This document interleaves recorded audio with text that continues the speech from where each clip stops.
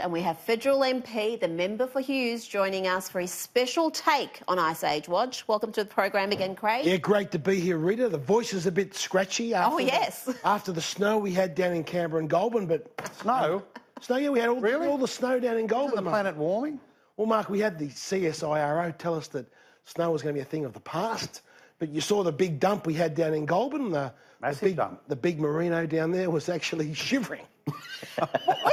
Do you recall when that CSIRO prediction was supposed to eventuate? Yeah, well, they made the prediction in 2003, and they said by 2020 we'd have a lot less snow on them. And shorter ski seasons. Shorter ski seasons, less snow, less. Aren't we in spring? Isn't it? We've had the exact opposite. In case the clever kids on Friday went skiing. We had the longest ski seasons ever. So they were protesting in the snow.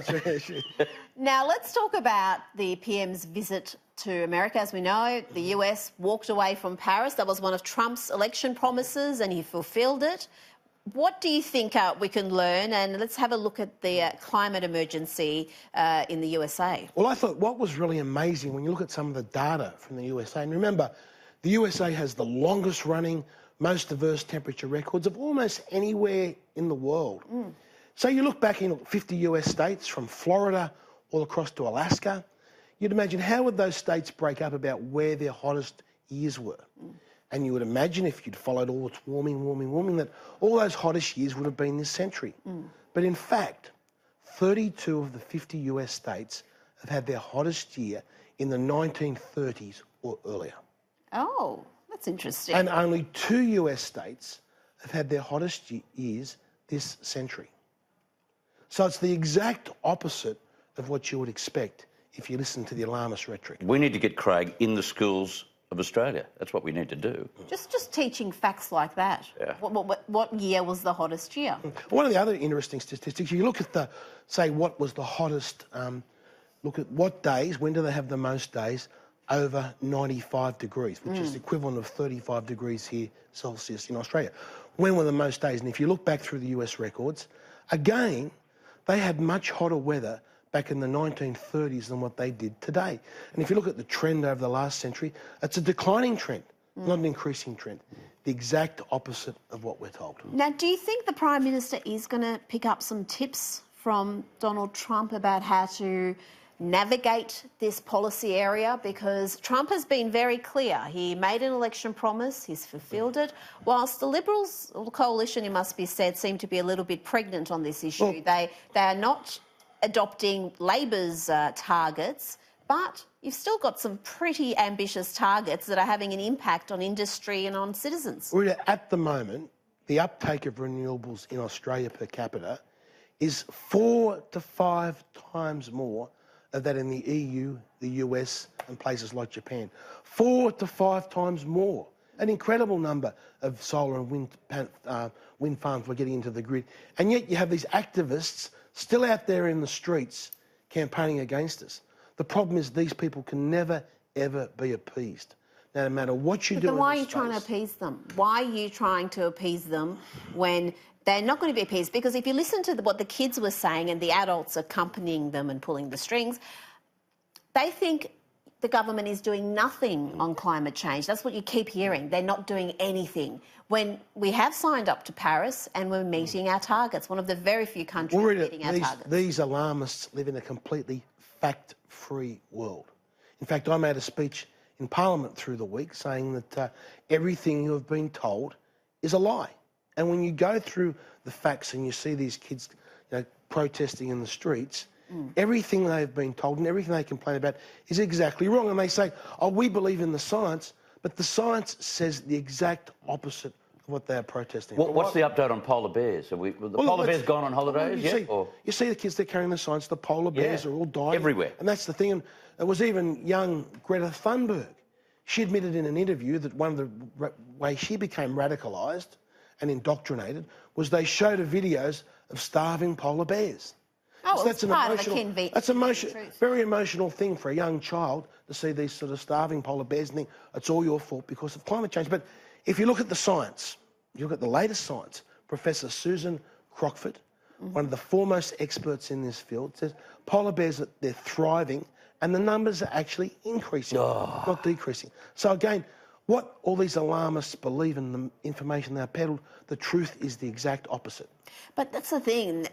You never hear about these predictions that turn out to be wildly inaccurate, whether it's, you know, shorter ski seasons, whether it's dams that are never going to fill, or polar bears that could be extinct by a certain date when their numbers are actually increasing. Well, one of the most emotive subjects at the moment is the drought. Now, everyone runs around and all the alarmists run, the drought's caused by climate change, but we had, I think there's an audio here of it, Professor Andy Pittman, and I've covered this with Chris before. He's one of our foremost climate scientists in Australia, a former lead author of the IPCC. And he has actually said there is no link between climate change and drought. I don't know if that audio... Look, yeah, let's hear from Mr. Pittman. And this may not be what you expect to hear, but as far as the climate scientists know, there is no link between climate change and drought. Now, that may not be what you read in the newspapers and sometimes hear commented, but there is no reason a priori why climate change should make the landscape more arid. It's exactly what I said in Parliament, and all hell broke loose. The Labor were jumping up and down and screaming abuse at me. And, you know, I am just quoting what our chief climate scientist said. Yeah, he'd be banned from the conversation. He wouldn't be allowed on the conversation with that sort of talk. Why did ScoMo say there was a link between climate change and bushfires in Queensland? I think we can all understand the link between arsonists and bushfires, but why this link with climate change? I'm not sure, and I think this is the problem we've got. There is so much misinformation out there, and it is peddled so widely. The same thing about fires. Now, we've heard the fires in the Amazon. The ABC was running almost like a 24-hour coverage. This was unprecedented. It was never happened before. And yet, when you sat down and looked at the data, even NASA was saying the fires in the Amazon are just average. You're right there, but that doesn't answer Mark's question. I mean, there is misinformation being peddled everywhere, a lot of activists and people you'd expect, but we don't expect to hear it from a Conservative Prime Minister. Why is he saying things like this that only empower the left activists? Well, this is what we have to be very careful about, and I believe we've got to push back against this stuff. You've got to call it out. When you hear these lies about more fires, or when you hear these lies about the connections of the drought and climate change, you've got to call them out. You've got to rely on the science. Because the other side, the alarmists on the left, they say, oh, the science says. And the science doesn't say it. Yeah. The science actually says the exact opposite of what they're saying.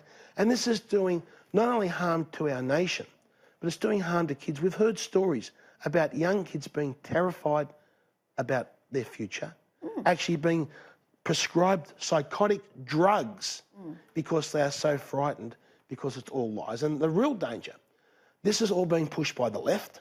They're using this as the greatest recruitment tool they can for their socialist ideology and socialist policy. Because fear is the greatest motivation. They've got everyone so fearful, and the younger they get them fearful, the longer they'll have them in their camp. And this is just, you know, you saw it on Friday. And a lot of people have said, oh, it's fantastic that they appreciate and love their environment as much as they do. They are getting out there because they're fearful of the calamity they've been told is beset upon man. If they were really truthful, okay, give up your mobile phones. Yes. It's communications technology. Tell your parents to get rid of the car. Get rid of your mobile phones. Air conditioning air conditioning. Schools.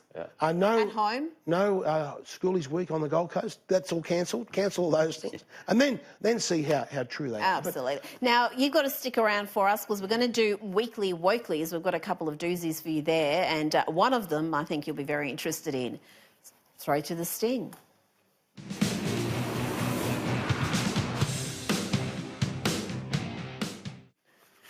Start with Sarah Silverman. Now, she used to be such a funny comedian. She's also an actress, but she's gone so woke, she's now just broken. And she tweeted this about Greta Thunberg. She said, "You think you will recognise Jesus when he comes back. He is this girl, and you all don't even see it." So she literally sees this poor child as the reincarnation of Jesus Christ. And there's this religious fervour around this activism, isn't there? Look, I feel sorry for that young child. She actually has a disability with Asperger's, and the Asperger's affects your speech. So that gives her that monotone in speech, which is exactly what you'd want if you're wanting a prosecution at the Salem witch trials. But that's how she speaks, and it's quite tragic the way she's being used and abused. Look, I don't mind how she speaks. I'm just more concerned that this poor child who's 16, lucky to be born in the most peaceful, prosperous period in human endeavour, and she is so miserable and scared and thinks the world's going to end and she has no future. She actually had a quote recently, I think just last couple of days, that, why should I study when we don't have a future? The great point you make, Rita. We need to be telling our kids out there about the enormously wonderful future that they have, and they are living. The statistics show last year was the safest year in human history from extreme weather.